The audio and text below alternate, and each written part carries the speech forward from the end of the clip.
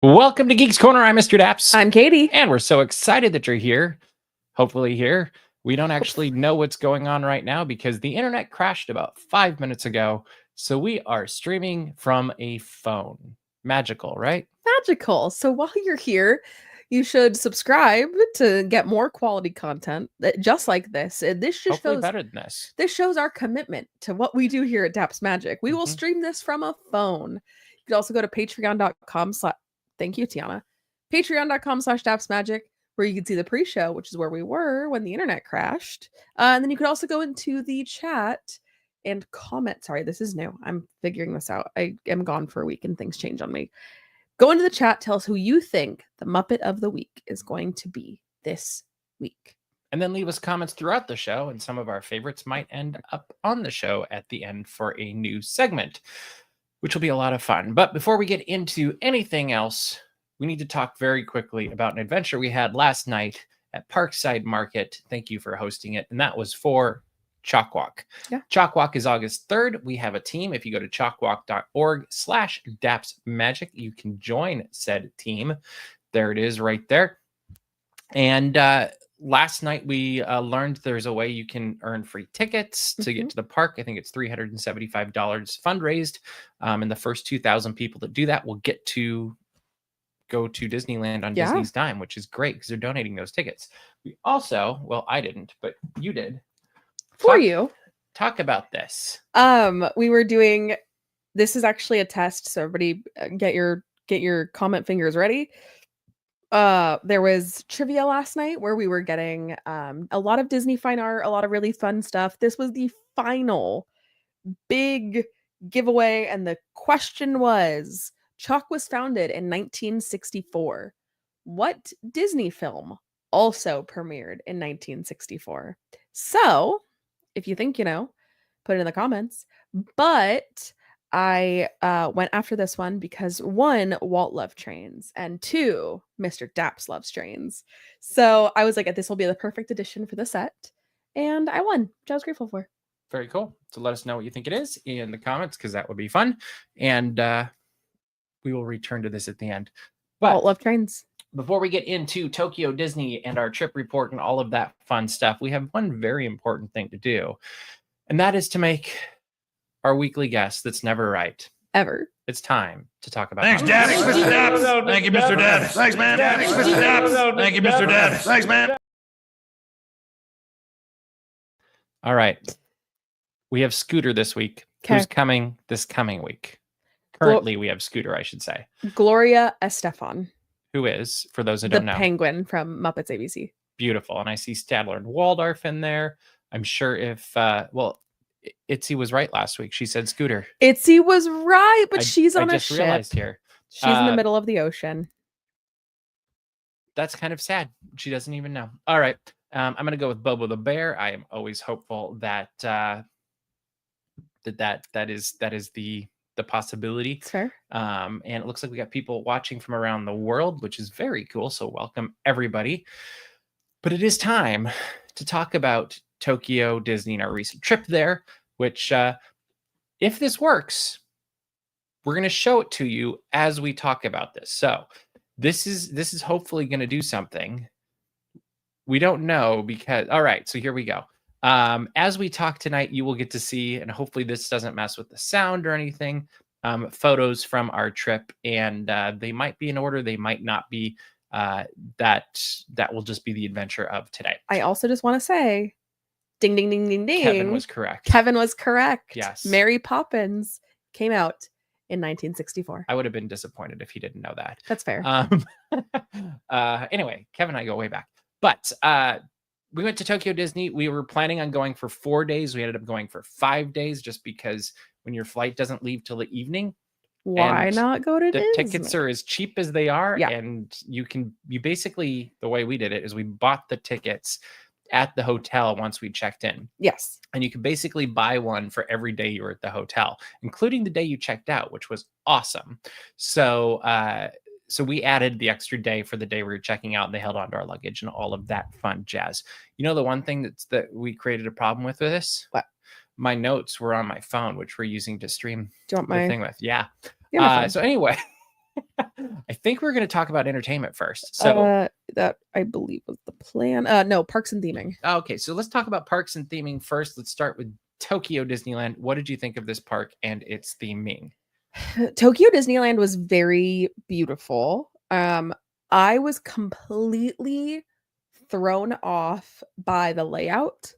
The layout did not make sense to me. And I kept getting really confused. I would be like, oh, so the castle's gonna be this way. And then I'd be like, why is it over there? Very turned around. I thought their Frontierland was very fun, which was The Western Land. Mm-hmm.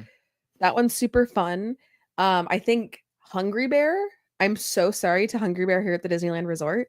Hungry Bear at Tokyo is way cooler because there is like it felt like a Country Bear extension. It felt like you were in like a forest lodge or an Old West lodge. Yeah. It was really cool. And like they had a piano that was playing by itself that was playing a bunch of different old classic, kind of like tunes my grandma probably would have played on the piano when I was a kid. Think Dapper Dans. Yeah, that direction. Like it had a lot of tunes that Disney fans would recognize, but also some that you wouldn't, that were just old, probably public domain songs that could be played however you wanted. What else do you think of Tokyo Disneyland itself? So Tokyo Disneyland is also very interesting because is it Tomorrowland there? Mm-hmm. Okay, I didn't know if it was called something else. They're currently tearing down Space Mountain, which is wild from a Tomorrowland perspective. Well, that's not entirely accurate. Well, Space Mountain's gone. They've got a new one going up. New Space Mountain is coming. Yeah. But that's a really wild thing that adds so much to Tomorrowland in general. Not a bad thing. I'm just saying that's something kind of weird. But overall, it feels very magical. It kind of feels like Magic Kingdom, but very different from Magic Kingdom. So the word I would use is disjointed. Sure. It's a very interesting park because you can tell that when they're putting it together, they're like, oh, we really like this. We don't know where it's going to go. So we're going to put Haunted Mansion right next to Small World, which is right next to Splash Mountain. Yes. Like it's kind of a weird and their little mini Critter Country thing. There's also no train around the berm. No, it's in Western Land, which it's a great train. I love it. It's a good train. Like Adventureland to me is probably their strongest themed land, just because but even then it's kind of weird because half of it looks like opening day New Orleans Square and half of it's Adventureland. Like it's just kind of an interesting way they've done it. And Tomorrowland is obviously being reworked, so I don't think it's fair to analyze that too much. But like when I went before, it very much felt like old school Magic Kingdom Tomorrowland from like 20-30 years ago, which I love that vibe. So I thought it was fantastic. The best themed area I think is the Beauty and the Beast Village or Belle's Village. Just gorgeous. Like you're transported into a completely different place. I guess that in the Adventureland front or Western Land area are probably the two best currently. I will say it also works better than New Fantasyland in my opinion, because Belle's Castle is actually to scale. Yeah, it feels beautiful. It really does transport you into the story. I thought that Fantasyland reminds me of both Disneyland and Magic Kingdom's Fantasylands before they were transformed or like updated. Pre-80s for Disneyland. And pre-early 2000s for, or I guess 2000s for, was it 2008 they announced that? Yeah. For New Fantasyland. But it has some good stuff in there. Like, you've got Winnie the Pooh, you've got their Small World, which is hilarious right now. Also, that Small World has the 90s facade that Disneyland used to have, which I think is so beautiful. With a little bit more power to the color. Yeah, it's the colors are a little bit more powerful, but no, it's very pretty. Anyway, theming for Disneyland, I think it's got a lot of interesting themes. It's got some great sight lines that are fun to just kind of keep your eyes on as you go through, because clearly they've thought about that. And I would say it gets a 1.5 for theming. Sure. Like there's a lot of good things, but it probably could be more cohesive throughout the entire park. Tokyo Disney Sea, on the other hand, is 2 thumbs up. Gorgeous. Like every corner you walk into is transforming you into another story. Yeah. And it doesn't matter where you go, you're going to find a story or an adventure or something that just it ignites your imagination, and it takes you to a bunch of different places, and it's a completely different experience if it's raining or if it's sunny, which we learned. What did you think of overall of Tokyo Disney Sea theming? One of the most stunning parks I have ever been in my life. I 100% understand why people say that it is the greatest Disney theme park in the world. Every 2 seconds I was like, we're in a Disney theme park? This one feels like Epcot times 500. Different areas of the world, and all of them are Almost captured like a world showcase part of Epcot. Yes. Yeah. All of them are captured so effectively. It is gorgeous. We spent 2.5 days at Disney Sea, and I could have spent like 10 more days and still not found everything. It is so this is where, if you want to argue about sightlines, you can argue about sightlines, but this is where I think sightlines really and truly matter, because they created a park that was so large and immersive. You're like, oh, I'm on a different world right now. Like, even when you can see other worlds off in the distance, it still works. Yeah. And the thing I think that park can do is turn an average photographer into a great one. Because you really like you almost, well, there you can see now, like it's almost impossible to not get good pictures, just because there's always something to look at, whichever direction you're looking. And there is a lot of, say it with me, folks, kinetic energy. Yeah. But no, I think it's an absolutely beautiful park. This is, to me, the bigger walking park. Like, you're gonna walk further, but it's worth the adventure. It's worth going and looking for these different attractions and corners in the park, and entertainment offerings and non-entertainment offerings that are entertaining, like random guys with a trash can that has a horn on it and sound effects, like hilarious. But like, both parks had a great band, which were a lot of fun. We could do an entire episode just on the bands. But going back to the theming, I thought every direction you go, you see something amazing. I loved all the hidden details that you can find at Disney Springs. You could spend hours literally just looking at, or Fantasy Springs. It's okay. Looking at the new rock work. Oh my gosh. Yes. And then also like the pirate ship and Skull Rock and all of this stuff. There's just so much to look at and to experience, even if you don't go on the attractions, which you could, if you want to wait in line, because they're very popular. It's true. The entertainment in the parks, I thought the entertainment they had was fantastic. So I love the Disneyland bands. Yes. Or Disneyland band and Disney Sea Maritime band. We also saw Dreamlight Parade. The Dreamlight Parade was fantastic. The fireworks, Harmony and Color fireworks, is super short. It's like 5.5 minutes, something like that. It's cute. Like, it's happy. It's not the greatest fireworks show in the world, but it's worth seeing once. And the projection show is interesting too. And you get to see Marvel, and I think Star Wars was in it too. Do I remember that? No, I don't think so. No, I think it's just Marvel now. I'm thinking about it. I'm getting Tapestry of Happiness in my head. That's valid. But it had Marvel in it, and it had some lower level fireworks, and the projections looked really nice. I don't know that it's the best projection show I've ever seen. But the projections are very well done. Yeah, they're very crisp. It looks awesome.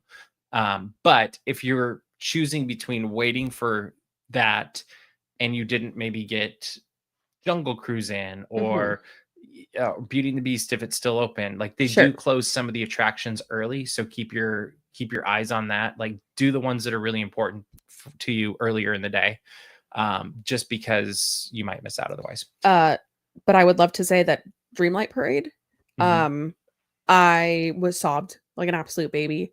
It is like Main Street Electrical Parade, but the next generation, and not the next generation in like the Paint the Night sense.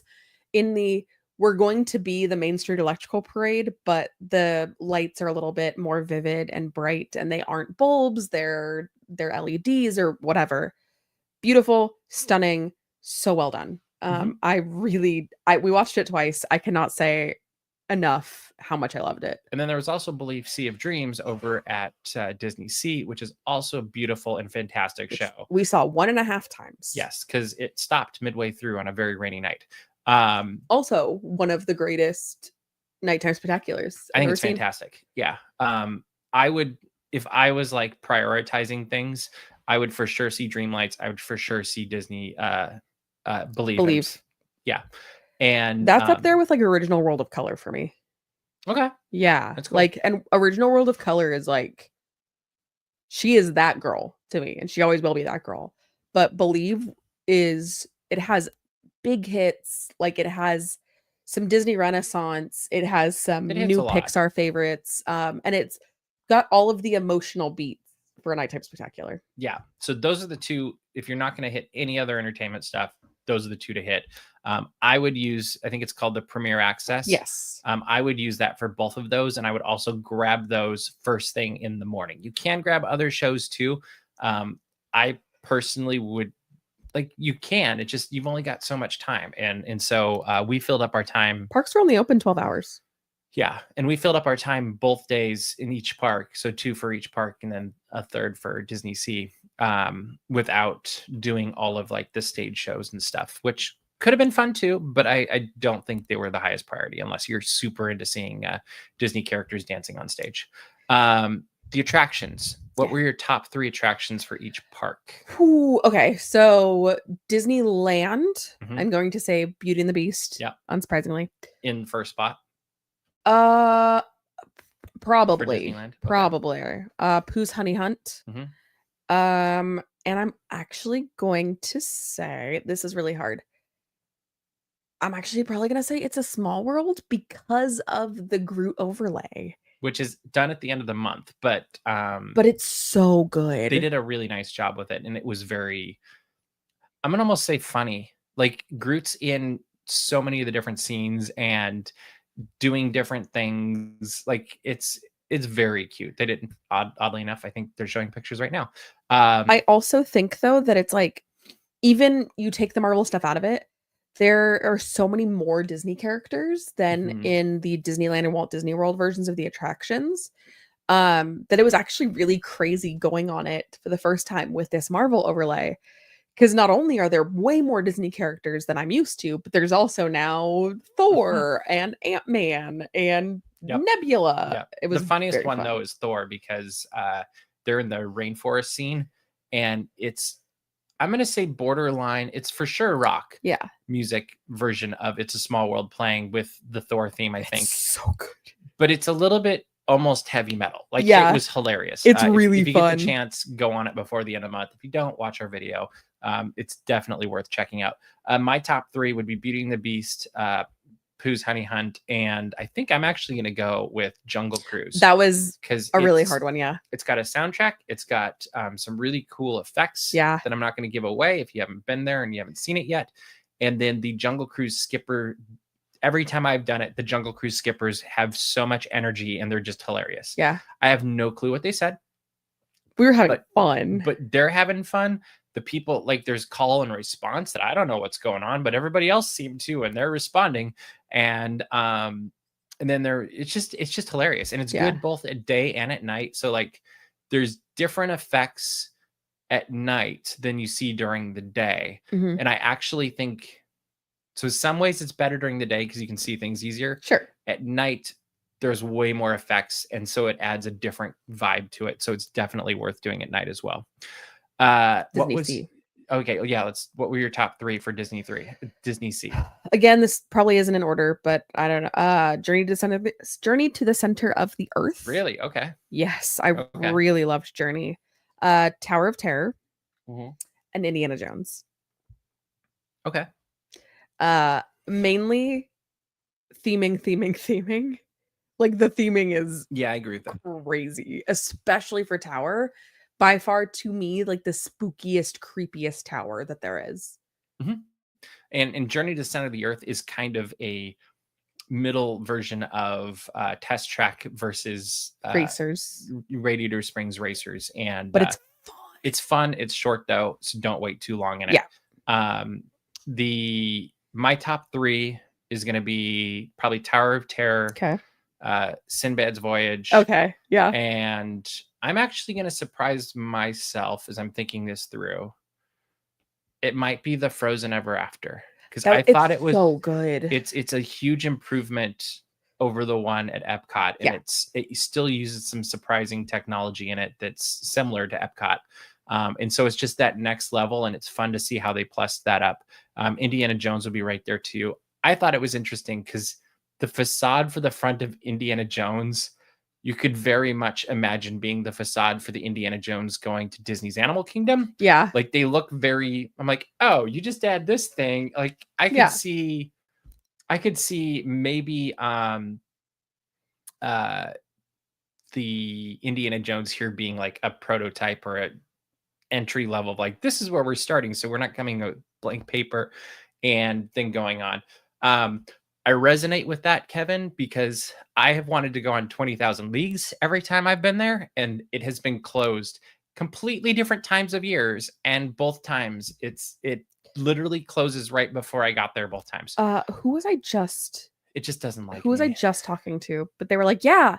And they have 20,000 Leagues. And I was like, yeah, we couldn't. We couldn't do it. We really wanted to. And I do think there's definitely perks to going at different times of year. So I went to Disney Sea in November and Disneyland in December last time. This time both were in June, and it was fun to see the Halloween and Christmas stuff because I kind of saw the transition for Disney Sea from Halloween into holidays. And so that was fun to see. It was also busier than I feel like, whereas this time, because of the weather being so unpredictable, because it's kind of the rainy season, it was not as busy, I didn't feel. Yeah. Then favorite food for each park. You can just say what your one or two favorites were. My favorite food at Tokyo Disney Sea was the food at the Indiana Jones restaurant. Oh, okay. That curry that we got. That was good. It was like a curry on rice. There was like a runny egg. Honestly, curry everywhere in the parks was good. And I feel like at Hungry Bear was also the curry. Yeah, in Disneyland. That was very good. They have the Mickey shaped egg with the curry at Hungry Bear and Tokyo Disneyland. Yeah, you can't go wrong with the curry. It seems like anywhere. Like it was all good. Not too spicy. It was delicious. I was gonna go with the gyoza dog. Oh man, in Disney Sea, especially on a rainy day. Amazing. Not necessarily a perfect gyoza dog, but it's delicious. It's so good. Then the other thing I really liked at Disney Sea was, and I can't believe I'm saying this, is the creme brulee churro. Oh my gosh. And it's basically a churro with the creme brulee stuff in the middle. Yeah. And that was delicious. And if they have it, grab it and then go back and get another one. It's one of the few times I'm going to be like, oh yeah, I want a sweet. He doesn't get sweets. I don't get churros. I don't usually get, I'll get ice cream on occasion, but like most of the time that's not my thing for in the parks. And that one, we had it twice, 2 days in a row. Yeah. And I would have done it every day if I could have. I will say, don't go after the Western food at Tokyo Disney. So the West, they haven't, like if you're expecting normal hamburgers, they're not quite what you would expect. So I wouldn't go for your normal like hamburger station or hot dogs. I haven't tried the hot dogs. My sister did. She was not a huge fan of them.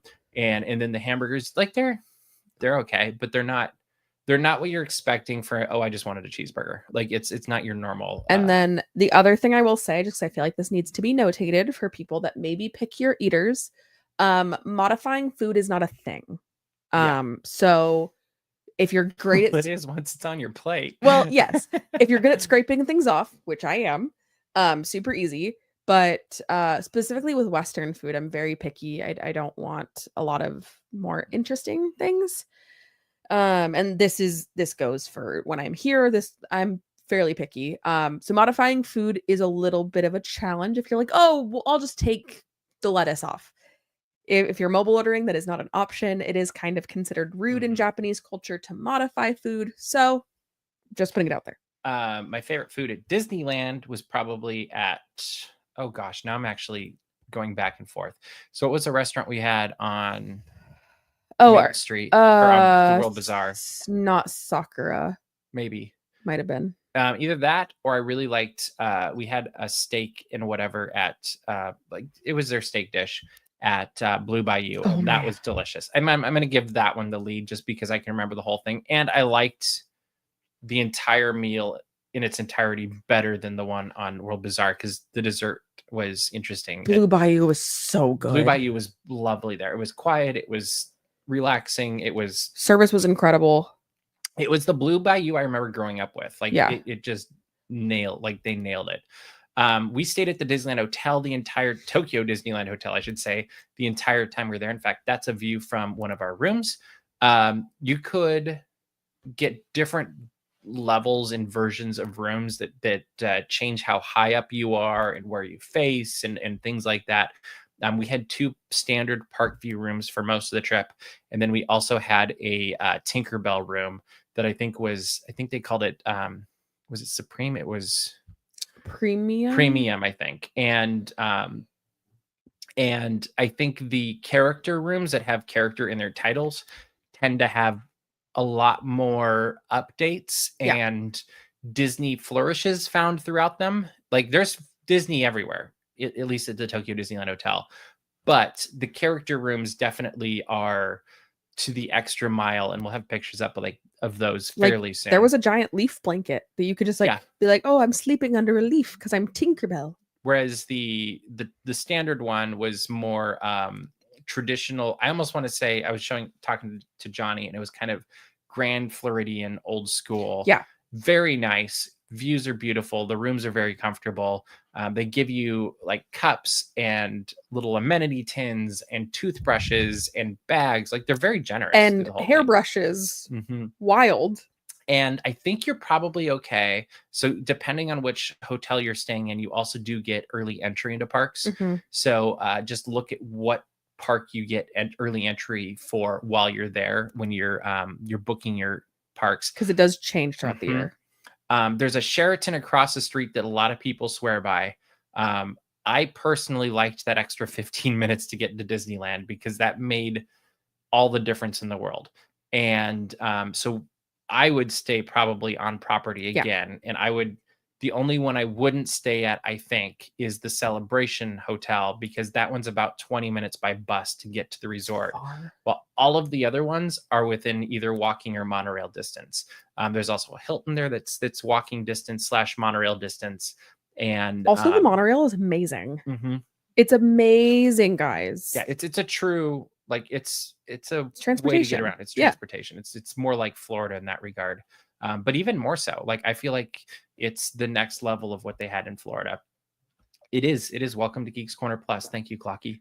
But like it staying on property, it's a little bit more, but the perks also just like you're guaranteed to get into the parks every day you stay. When you change rooms, you just called them up and you're like, hey, my bags are in the corner. Can you take them to my next room? And they would take your stuff to the next room and put it in the corner. Like it was even fantastic. If you had stuff in the fridge, because we were Which might have just been somebody being nice. Like that's not what they promised to do, but they did do that. But we were shocked because we were like, oh, the stuff in the fridge won't come over. Sure did. I was shocked because we would get pastries at the Konbini when we were not at Tokyo Disney, but we would also do pastries at Looking Glass Gifts, and we would take them up to the room. And the cast members were very lovely, and they moved them, and I was so grateful for that because I was like, dang, that, including the fancy water. Yeah, it was great. How many days do you think is the perfect amount of time to stay? And if you have questions about Tokyo Disney, now's the time to throw them in there because we'll get to those in just a minute. Or if you have any other funny thoughts or comments you'd like to address, let us know. So I know this is always the hot topic. So how many days? 4. So exactly what our plan was. Yes. You don't think the extra 5th? I think if that's available to you, great. But I think to have a really good understanding of what Tokyo is, I think 4 days. And I think that's a good, if you have the time, do it. Yeah. Like go for the 4. If you're only in there for, let's say in Japan for 6 or 7 days, I would probably actually say do 1 day per park. Yeah. And then really get out and enjoy the, everything else that's going on. Yes. But very fun. Wow, we made it through all of the slides. Look at that. But no, it's a great place to go. It's a lot of fun. And you could easily spend, I actually personally would love 4 or 5 days per park. But then I'm like, I also just love the rest of Japan too. So I wouldn't like, it's a dichotomy, you know. Yeah. I go back. About We're 7 not to to that part yet. Oh. I have to push the button Let's first. push the button. I have to push the button. Anyway, I think you could have more days. But now we are bringing it back. It's time for comments. Comments. I worked very hard on that. I was like, you can't go straight into comments. We have to use the video. Literally, we spent hours on that today. We had a group of us all looking for the right, because the comments is our former producer, Tyler, and I've always wanted to get that back, and now we can. All right, so now I'm going to put Kevin's comment up on the screen, and you'll respond. On average, how much was Disney Premier Access per attraction? Roughly, I believe the low end is $7, the high end is $12. That is USD. I think the shows were like the nighttime spectaculars were a little bit more. I think those were they 18. No, they weren't? Because I believe I paid $78 for the 4 of us. So whatever that math. Oh, so it is about. Just kidding. I can't do. It's okay. It's okay. Anyway, it's one of those things that it's going to look really terrifying when you're booking it because it's all in yen and the numbers look really big. And like yen's in the thousands. But just keep the calculator app open on your phone and it does the transition for you. Like, there is a thing on the app where you can, at least on iPhones, where you can you can have a scientific calculator, whatever. You can do a conversion calculator, and then you can have USD on the top, so you can type, and then you can have it transition into the Japanese yen. So what I had was the Japanese yen on the top, so I would always type it in, and then I knew how much money I was spending. That helps a lot, especially when you always are hearing like, oh, Japan is so much cheaper. There is this instinct to be like, oh, I'll just keep spending money. You just be careful. Just keep track of how much money you're spending. I will also say the tickets for the parks are much cheaper too. Yes. And they do, I think they vary a little bit, but you are not going to spend nearly as much on park. So just for example, for all of our tickets, other than the add-on for the 5th day, but adding up for both of us, all of that together was still cheaper than what we spent to go to Disneyland After Dark on Monday night for the 2 of us. So that's 4 park tickets, right? For a full day. For a full day. No, 8 park tickets for a full day versus 2 for a after hours event. And so no, I was very happy with the prices. How many 7-Eleven trips per day? I'm going to go with the entire trip versus just at Tokyo Disney, because at Tokyo Disney we actually didn't go to 7-Eleven because there is one, but it's a bit of a walk and you're having to leave the resort proper and go under a freeway, and it's, if you're at the Sheraton, I think it'd be easier. But before that, there was at least 2, sometimes 3 7-Eleven trips per day, usually 1 in the morning, 1 in the evening, and then sometimes if you needed a snack. It was always a safe place to get a snack. Yeah, it's a safe place to get a snack. You can also find lots of different beverages there. It's also because most of it's not too expensive. Yeah. It's a great place to try things out that you're like, I'm not entirely sure I feel this. I'm going to get this, and then I'm also going to get my sandwich that I know is safe. There was something I didn't see until the last day, and I would have tried it way sooner. It was a rice ball that had fried egg in it. So it was kind of like, think of like a fried rice. It was all like broken up. I would have eaten that every single day. Again, I only saw it at the 7-Eleven in Haneda Airport, but it was so good. Also, if I can make a recommendation, this is available at Tokyo Disneyland. This is available at 7-Eleven. Look for Pocari Sweat. And if you're in the parks, look for something called Aquarius. They are electrolyte waters. So think like a Gatorade, especially in the hot months. You're sweating a lot. You need something to help regain and retain as much water as you can. So I was living off Pocari Sweats when we were outside of Tokyo Disneyland. Pocari Sweats outside of Tokyo Disneyland, like in Ikspiari in the hotel, easy to find. But in the parks, go to a vending machine, grab an Aquarius. You're good to go. I swore by them. And I would say it's not just during the rainy season that you dehydrate. Like there's just feels like you're closer to the sun or something. Yeah. Like when I was there in from October through into December a year and a half ago, the same thing. You just have to keep hydrating. Yeah. Like carry a water bottle, get these, whatever. Just be prepared. Like more so than Florida, I feel like. They also have these really fun things that you can buy that you can put on your bag. That is just like a bottle holder. Yep. So you put the neck of the bottle through this thing, and then you can have it on your back. Yep, and it's themed. And it's themed, and it's like they look like Mickey balloons, or they look like Disney characters. Super fun. Yes, you do have Picari Sweat at Epcot. I am so jealous. I'm trying to currently track down where I can get Picari Sweat in California. I'm sure Amazon. Do it. Best churro easily for me Creme is brulee. that creme brulee churro, and I sadly think it might have been a Food and Wine thing. I'm not entirely sure though, because it didn't have the little flower thingy on it. So there is a chance that it's not. And if they do still have it, it's basically the Columbia is their big steamliner ship. Yeah. And right past the exit of the Columbia, like it's this nice gangplank thing that you can walk up. But the one that's floor level, there's a it's kind of like a, I don't know, it's a house kind of a thing. Like it looks like a work shed or something. And that is the vendor place where you can get that best churro by far. I will say also, this is just a random aside. If you like US history, you should go to the Columbia. There's a place called the Teddy Roosevelt Lounge. We counted from where we were sitting, and there's probably more.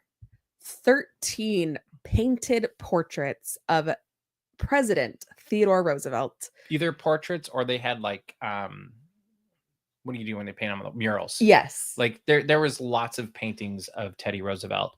And I will say it kind of has that it's kind of the direction of like Carthay Lounge in the vibe and the feel and the offerings.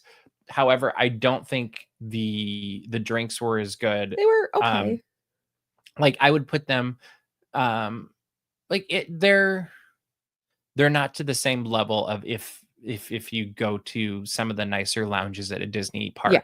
Like I didn't think the drinks matched with the vibe of the room. Correct. So in my head, it's probably having not been there, like a GO82 at Epcot, a California Grill, Carthay here, Napa, you know, it's Hearthstone. That bless you. Thank you. But you go for the vibe. You don't go for the best. They're pretty though. It was really fun. Also, let me just talk about random things I learned in Japan. At a place like that, and frequently at most places, when they say, "Are you ready to order?" you're going to order everything at once. So if you want to get multiple drinks at somewhere like the Teddy Roosevelt Lounge, you're going to order them all at once. And then they'll ask you how you want them. Yes. And they're going to ask like, "Oh, would you like that to be staggered? Do you want them all at once? What have you?" Okay. We love that grocery store. We will. That's great. We love that grocery store. I actually really want to go to that grocery store since we've been back from Japan. That is very good. Mitsuwa, for anybody that is maybe listening to this, Mitsuwa in Costa Mesa. It is a Japanese grocery store. Super fun. It looks really small from outside, but it's very fun. It's bigger than most of the grocery stores in Japan. Ain't that the truth? At least the ones I went to. But yeah, so that is a bit of a different thing because in America, I think we're used to waiters checking in. This is not in the comments, but I'm gonna answer it anyway, just because I feel like it should be in the comments. Is getting around in Tokyo or in Japan, and their public transportation is fantastic. Yes. There's an app we downloaded beforehand that Katie will tell Suica. us. Thank you. Suica. You can put it in your wallet app. You can put it in your wallet app, or you just have it. And that will get you on the trains. It will get you on the monorail. You can actually use it at some vending machines and other places. Like at Family Market. We only once needed cash the entire trip. And so I would get a little bit, but it's not something you're going to need a ton of. And but it will get you around the trains and whatever public transportation you're going to use, monorail, both in Tokyo and then at Tokyo Disney. And it's very easy to, like, if you take your time and don't get rattled, it is very easy to figure out where you need to go and how. And you can either use your Maps app on your phone, and it will tell you which train and when and all of that stuff. And they're all very much on time, so you can follow it. So you use the maps, and then you kind of verify with the sign above you, and you look for the sign that's, number 7 or whatever. Like it's very doable, even if you don't speak Japanese. So I know that can be a little bit overwhelming for some people. And we don't speak Japanese. That's the other thing. Not a thing. We say konnichiwa. Well, yeah. We say arigato gozaimasu. And we obviously know hi for yes. Mm-hmm. Still were able to get around Japan fine. Really did not have any huge issues with communication. It's true. It's true. All right. Well, I think we are running out of time for tonight. Katie, what should people do? You should go to dapsmagic.com, check out all the Disney and geek news as it happens. You should subscribe to our mailing list, and you should subscribe to this channel, and also go to patreon.com/dapsmagic. We have a lot of fun stuff. We earlier today on the Patreon pre-show, we got into the very hard-hitting discussion of what is the line between a Disney Parks cavalcade and what is a Disney Parks parade. So if that is the type of content you like to see, patreon.com/dapsmagic. Or if you have an answer for that, same spot.